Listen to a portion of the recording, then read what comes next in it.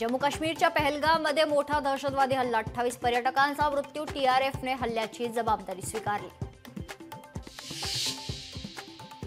पहलगाम हल्ल्यातील 4 दहशतवाद्यांचे फोटो समोर, पर्यटकांवर केला होता अंधाधुंद गोळीबार. दहशतवादी हल्ल्यात महाराष्ट्रातील 6 जणांचा मृत्यू, पुण्यातील 2, डोंबिवलीतील 3 तर पनवेलमधील 1 जण मृत्युमुखी. जम्मू काश्मीर सरकारकडून मृतांच्या कुटुंबियांना मदत जाहीर करण्यात आलेली आहे. पहलगाम हल्ल्यातील मृतांच्या वारसांना 10 लाखांची मदत, तर गंभीर जखमींना 2 लाखांची मदत, जखमींना 1 लाखांची मदत जाहीर.